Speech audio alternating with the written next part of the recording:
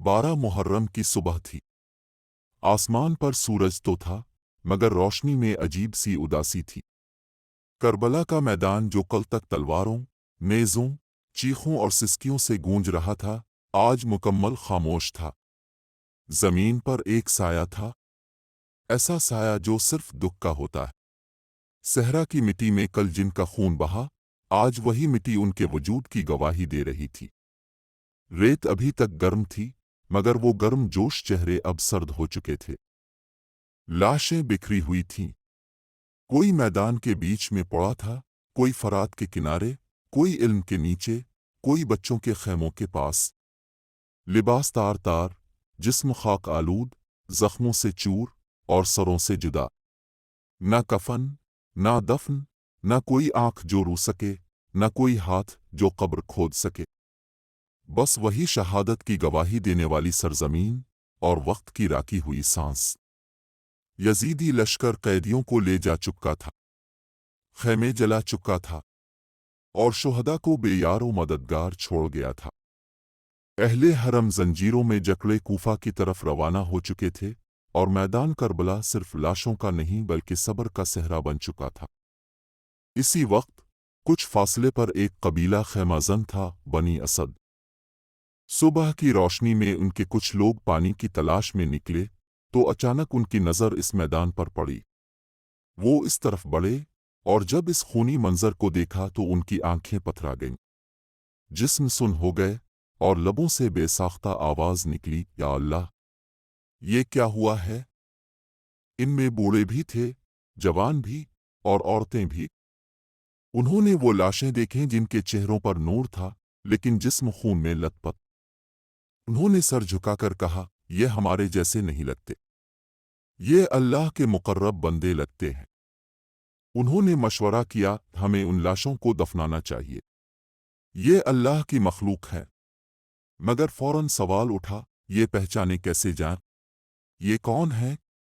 उनका रिश्तेदार कौन है? इसी लम्हे सहरा के एक कोने से एक नहीफ, कमजोर मगर चमकता चेहरा नजर आया। जंजीरों के निशान, सजदे का दाग, आंखों में सब्र की इंतहा। ये थे अली बिन अल-हुसैन इमाम ज़ैन अल-आबिदीन, जिन्हें यजीद जिंदा छोड़ गया था ताकि दुनिया सब्र का मतलब समझे।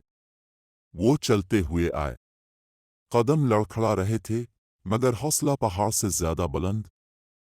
उन्होंने आसमान की तरफ देखा और कहा, परवरदिगार, ये वो लाशें हैं जिन्होंने तेरे दीन को बचाया, ये वो जिस्म हैं जो तेरे कुरान के लिए कुर्बान हुए। आज मैं उन्हें मिट्टी के सुपुर्द करूंगा और क़यामत तक उनका नाम रोशन रहेगा। बनी असद के लोग सजदा रेज हो गए। इमाम ने कहा, ये मेरे बाबा हुसैन हैं, ये मेरे चचा अब्बास, ये मेरे भाई अली अकबर, ये मेरे फूफीजाद कासिम, ये मेरे चचाजाद और वो मोहम्मद, और ये मेरे बाबा के वो साथी जिन्हें दुनिया ने शहीद कहा लेकिन रब ने कामयाब कहा। इमाम ने खुद कब्रें खोदने का आगाज किया।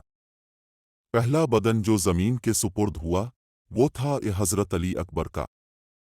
शबाब का चेहरा, नेज़े का जख्म सीने में, चेहरे पर सुकून, जैसे सोए हों। इमाम ने कहा, बेटे, तुमने जवानी कुर्बान कर दी मगर दीन बचा लिया। उन्होंने चेहरा चूमा और अपने हाथों से दफनाया। फिर कासिम का जिस्म लाया गया जिसके टुकड़े इमाम ने अपनी चादर में समेटे थे। उन्होंने रोते हुए कहा, भाई हसन का बेटा, आज हम तुझे वापस इस रब के सुपुर्द करते हैं जिसके लिए तुमने जान दी। हजरत अब्बास का जिस्म जो बाजुओं से महरूम मगर वफा में कामिल था।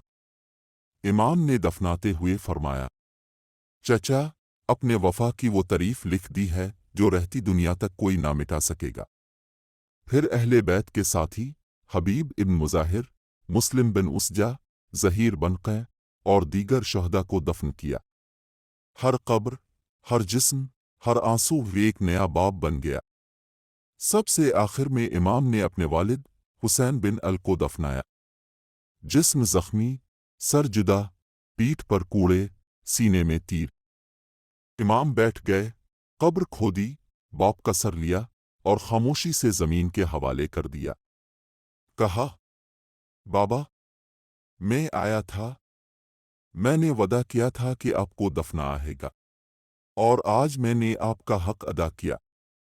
دفن مکمل ہو چکا تھا، مگر فضا میں وہی گریہ باقی تھا۔ بنی اسد کے لوگ حیران کھڑے تھے۔ ایک عورت بولی، اے جوان، تم کون ہو؟ امام نے کہا، میں وہ ہوں جو قید میں رہا، جس نے سب کو مرتے دیکھا، لیکن صبر کی چادر نہ اتاری۔ جب سب قبریں تیار ہو گئیں تو امام نے آسمان کی طرف ہاتھ اٹھائے، اے اللہ، تاب گواہ رہنا، ہم نے تیرے لیے سب قربان کیا، اب تاب بھی ہمیں اپنی رضا دے دے۔ 12 محرم، وہ دن جب خاموش قبریں بول پڑیں، وہ دن جب خاک نے شہادت کو گلے سے لگایا، اور وہ دن جب زمین پر صبر کا مینار کھڑا ہوا۔ آج بھی جب 12 محرم آتی ہے تو کربلا کی مٹی لرز جاتی ہے، ہوا ساکت ہو جاتی ہے، اور دل گریہ کرنے لگتا ہے، کیونکہ 12 محرم صرف دفن کا دن نہیں، بلکہ کربلا کے پیغام کی تکمیل کا دن ہے۔